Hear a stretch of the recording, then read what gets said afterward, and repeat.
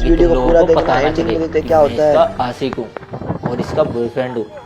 मैं चाहता नहीं था कि ये बात तुम्हें पता चले, लेकिन पता चल गई। चलो ये भी अच्छा है। और मैं कोई नौकर वोकर नहीं हूँ, मैं तो इसका आशिक हूँ। और हम चाहते थे कि ये बात घर में किसी को ना पता चले, पर खैर अब पता चली गई है तो कौन सी बड़ी बात हो गई। आप तो वैसे भी अब किसी को जाकर कुछ बता नहीं सकते। और आपको पता है, हम दोनों ना एक दूसरे से बहुत प्यार करते हैं। अब से नहीं, बहुत टाइम से, जब से तुम्हारे बेटे के साथ इसकी शादी भी नहीं हुई थी। मैं तो चाहता था कि मैं इससे शादी करके ना भगा कर ले जाऊं, लेकिन मेरी मजबूरी थी क्योंकि मेरी नौकरी नहीं लगी हुई थी और इसके घर वाले इसके ऊपर दबाव डालने लगे। अच्छा लड़का है, सरकारी नौकरी है, पुलिस वाला है, इससे बढ़िया और क्या ही चाहिए। अंकिता को भी मजबूरन शादी करनी पड़ी। पर खैर जब ये इस घर में आई और मेरी इससे बात हुई, जब हम उस दिन बाजार में मिले ना, तो उसने मेरे को बताया कि मेरा ससुर तो मेरे ऊपर ही डोरे डालता है। तो फिर हमने प्लान बनाया, कोई बात नहीं, जैसा चल रहा है चलते रहने दे। मैं तेरे घर में थोड़े टाइम बाद नौकर बन के आ जाऊँगा और उसके बाद मैं और तू जैसे पहले मिलते थे वैसे मिलते रहेंगे। और मैं क्या देखता हूँ इस घर में आने के बाद कि तू तो इसके ऊपर कुछ ज़्यादा ही लट्टू हुआ पड़ा, यहाँ तक कि तू उसे पैसे तक देने लग गया। फिर और क्या था, मैंने अंकिता से कहा कि अंकिता एक काम कर, जब ये तेरे को पैसे दे रहा है और तेरा खर्चा भी उठा रहा है तो और हमें चाहिए क्या। वैसे भी अभी मेरी कोई नौकरी तो लगी नहीं है कि मैं तेरे को यहाँ से भगा के ले जा सकूँ। तो बस जैसा चल रहा था हमने चलने दिया। और आज देखो तू बेचारा फंस गया हमारे जाल में। अब क्या ही करे। अब तूने जाकर प्रिंस को बताने की कोशिश करी ना ये बात, तो याद रखियो मैं तो फंसूंगा, साथ में तू भी फंसेगा। बाकी तेरी मर्जी है, तुझे जैसे ठीक लगे तू वैसे कर। ये क्या बकवास कर रहा है बहू, क्या ये बात सच है? हाँ बिल्कुल सही कह रहे। अब उसने बता ही दिया है जब सब कुछ, तो मैं क्या बोल सकती हूँ। बहू मैं तुझे सारे पेंशन के पैसे देता रहा, एक पैसा भी मैंने घर में नहीं दिया, तू मेरे साथ ऐसे क्यों कर रही है? तो एहसान करता था मुझ पे। अरे इसके बदले तू क्या क्या करता था याद नहीं है? याद दिलाऊं मैं? और अगर प्रिंस को पता चल गया कि तू मुझे पैसे देने के बाद मेरे को ऐसे गलत तरीके से छूता है या फिर मुझसे ऐसी बातें करता है, तो उन्हें कैसे लगेगा कि उनके खुद के पापा उनके साथ ये सब हरकतें कर रहे हैं। और वैसे भी याद है कि जो ब्राह वाली बात आज हुई है, ये पहले भी हुई थी। उस टाइम तो मैंने प्रिंस को कुछ नहीं बताया था, पर ऐसी काफ़ी बातें हैं जो अगर मैंने प्रिंस को बता दी ना, तो प्रिंस का तो तुम पर से भरोसा ही उठ जाएगा। और क्या पता फिर प्रिंस कुछ गलत कदम भी उठा ले। जानते तो हो ना तुम, प्रिंस कितने ज़्यादा गुस्से वाले हैं। अब छोड़ो इन सब बातों को। तुम्हारे लिए ना अच्छा यही है कि तुम चुपचाप से ना मुझे और मेरे आशिक को अकेले छोड़ दो। अरे अंकिता ऐसे कैसे जाने दे इसे? इससे कुछ पैसे तो मांगो। हाँ तुमने तो ठीक कहा। सुनो, पेंशन के पैसे ले लेके ना थक गई हूँ मैं, बोर हो गई हूँ। अब मुझे ये पता है कि घर की सारी प्रॉपर्टी ना तेरे नाम पे है, तो चल चुपचाप से ना अपनी प्रॉपर्टी मेरे नाम कर दे। मैंने तेरे साथ इतना अच्छा किया, तूने मेरे साथ क्या किया इतना बुरा? अब मैं तुझे नहीं छोड़ूंगा, समझ गई तू? अबे ओए बुड्ढे, क्या बोला तूने? अंकिता को छोड़ेगा नहीं? क्या करेगा तू? मारेगा? पीटेगा? तेरी इतनी हिम्मत हो गई, अगर तूने इसे छूने की कोशिश तक करी ना, याद रखियो मेरे से बुरा कोई नहीं होगा और भूल जाऊंगा मैं कि तेरी कोई उम्र भी है, समझा? ओ तू मुझे धमकी दे रहा है? मैं भी पुलिस में रह चुका हूं।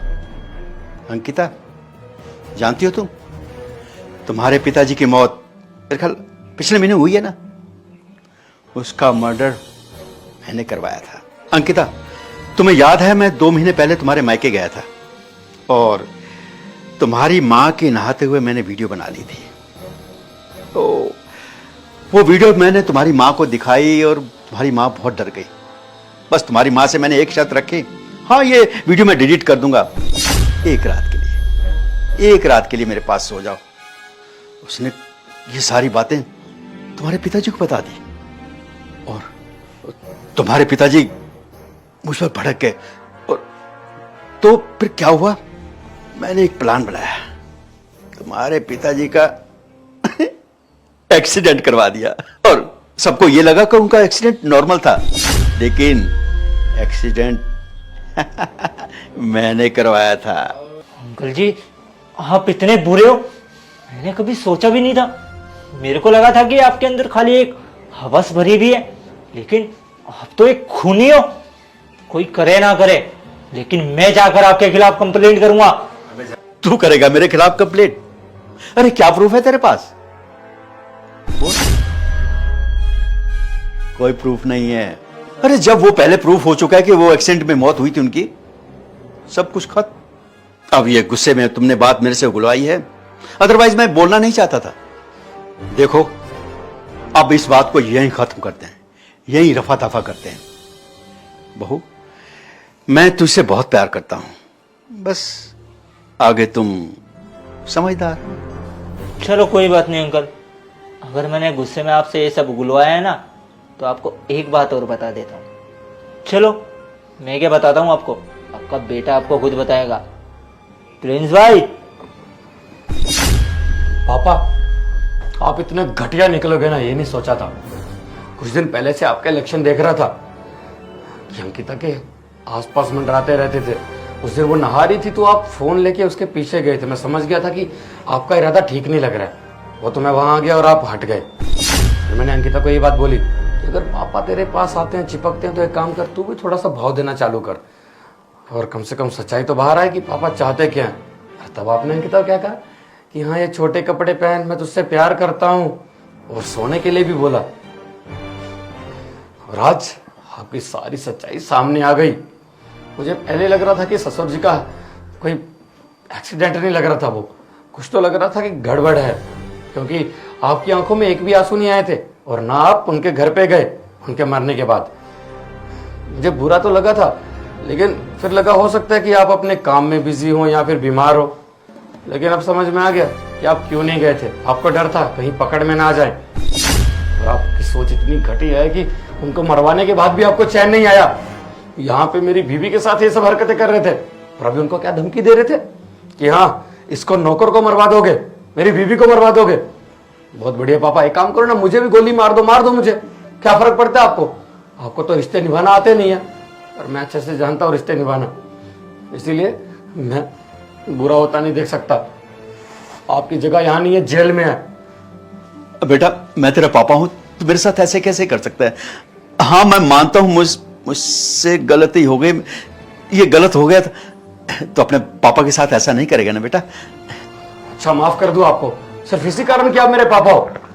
नहीं पापा, बिल्कुल नहीं। आपने जो किया है वो बहुत गलत है और आप इसी के हकदार हो कि आपकी जगह जेल में है। और आपके खिलाफ मैं खुद गवाही दूंगा। प्रूफ की बात कर रहे थे ना, खुद गवाही दूंगा जाके। प्रूफ की बात कर रहे थे ना, आपके खिलाफ जाके कोर्ट में खुद गवाही दूंगा। आपने जो भी किया बहुत गलत किया है। अंकिता अपने पापा की तरफ से मैं माफी मांगता हूँ। बहुत गलत किया मेरे पापा ने, मानता हूँ, लेकिन हाँ तुम्हें न्याय मिलेगा। न्याय बोलते हैं इंसाफ।